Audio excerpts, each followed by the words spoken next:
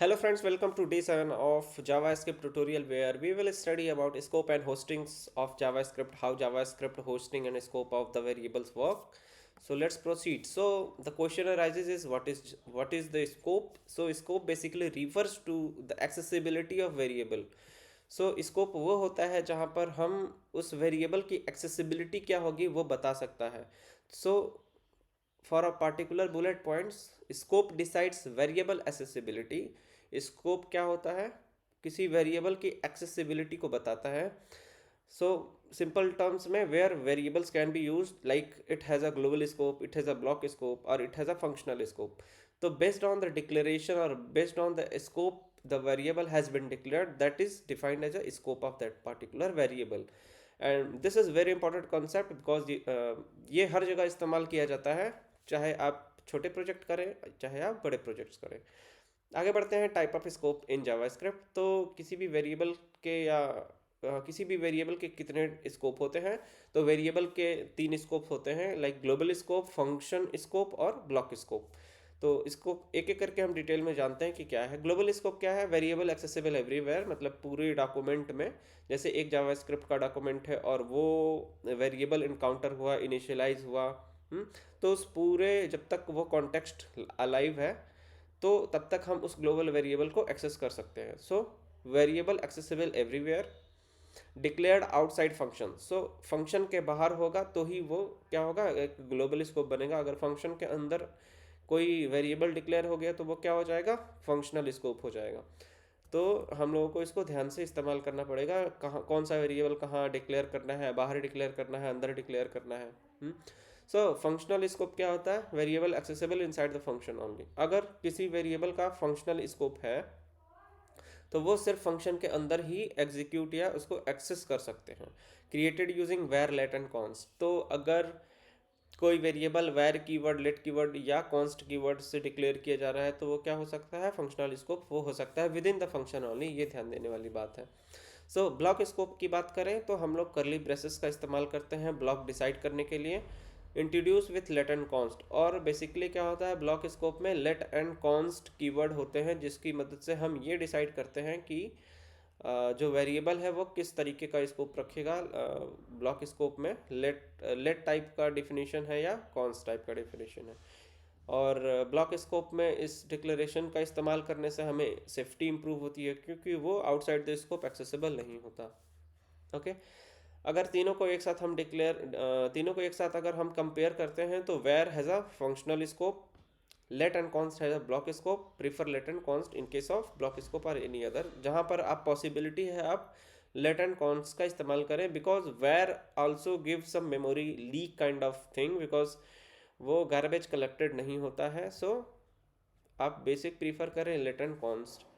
What is hoisting? अब hoisting हम लोगों ने प्रीवियस ट्यूटोरियल्स में पढ़ा था, बट एक बार हम लोग फिर से डिफाइन यहाँ कर देते हैं. What is hosting? होस्टिंग क्या होता है? जो भी आपका डिक्लेरेशन होता है ना, जैसे कि लेट ए या लेट बी, वैर ए या वैर बी, कॉन्स्ट ए कॉन्स्ट बी. तो जो डिक्लेरेशन होता है वो आपके टॉप पे मूव कर जाता है. तो इसका मतलब ये है कि हम पहले उस वेरिएबल को एक्सेस कर सकते हैं, बाद में डिक्लेयर कर सकते हैं. तो इससे क्या ये होती है होस्टिंग जो जावास्क्रिप्ट में काम करती है. तो तो एक as a definition point of view से क्या हो, JavaScript move declaration to top occurs during compilation phase. ये कब होता है? जब आपका कोड कंपाइल हो रहा होता है. ये तब होता है.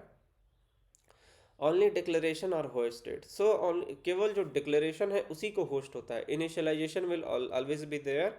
एंड उसका जो कॉलिंग होती है, जहाँ जहाँ कॉल हुआ होता है वो वहीं रहता है. अब होस्टिंग किस किस के साथ काम करता है ये हम पढ़ते हैं. Hoisting with var. तो होस्टिंग विथ वेयर क्या होता है? वेयर डिक्लेरेशन और होस्टेड. होस्टिंग विथ वेयर काम करता है. Initialise with undefined. अगर हमने डिक्लेरेशन नीचे किया है तो वो किस चीज़ से इनिशियलाइज होता है? अनडिफाइंड वैल्यू से डिफाइंड होता है. Can cause bugs. तो इससे बग्स आ सकती है, तो बेसिकली आप इस तरीके का इस्तेमाल ना करें.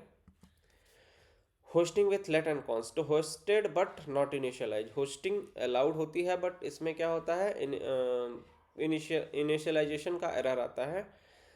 तो इसी के साथ एक और हमारे पास टर्म है temporal dead zone. Temporal dead zone उसको कहते हैं जब हमने अपना डिक्लेरेशन किया और उसको वैल्यू असाइन बाद में हम कर रहे हैं, तो इन दोनों के पीरियड में वो जो वेरिएबल होता है वो अनइनिशियलाइज होता है, या फिर रेफरेंस एरर या इनिशियलाइजेशन एरर, इस टाइप की एरर आती है तब तक के पीरियड में जब तक उसने डिक्लेरेशन हमने लिखा और जब तक उसको किसी कोई वैल्यू असाइन की, उस बीच के दौरान क्या बोलते हैं हम उसको, TDG, टेम्पोरल डेड जोन।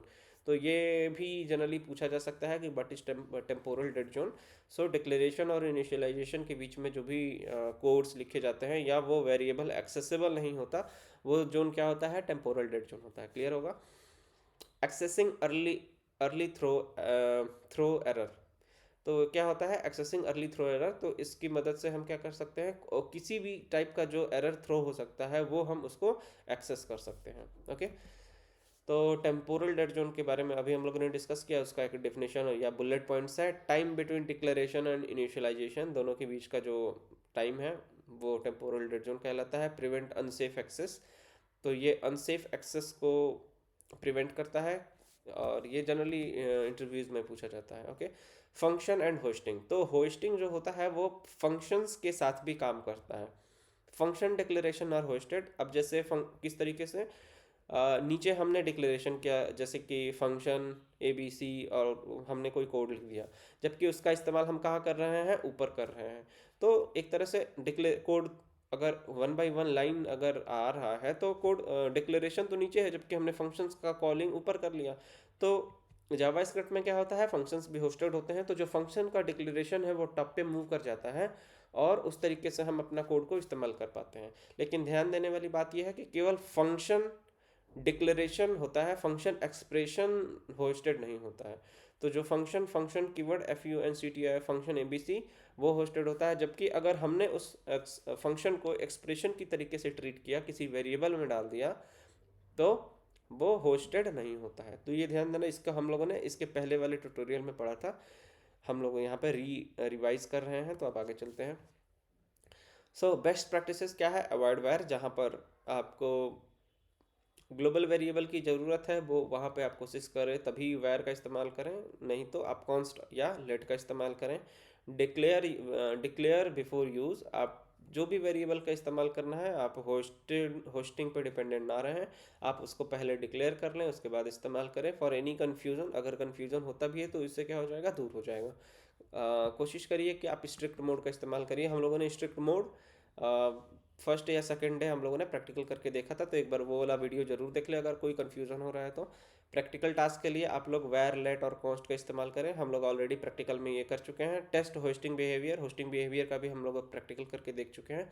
और ऑब्जर्व एरर का मतलब अगर होस्टिंग हो रही है तो किस तरीके की एरर आ रही है, ये आप लोग खुद ऑब्जर्व करें, क्योंकि we have already done in to our practical in previous tutorial. So आज के लिए इतना ही, मिलते हैं नेक्स्ट वीडियो में।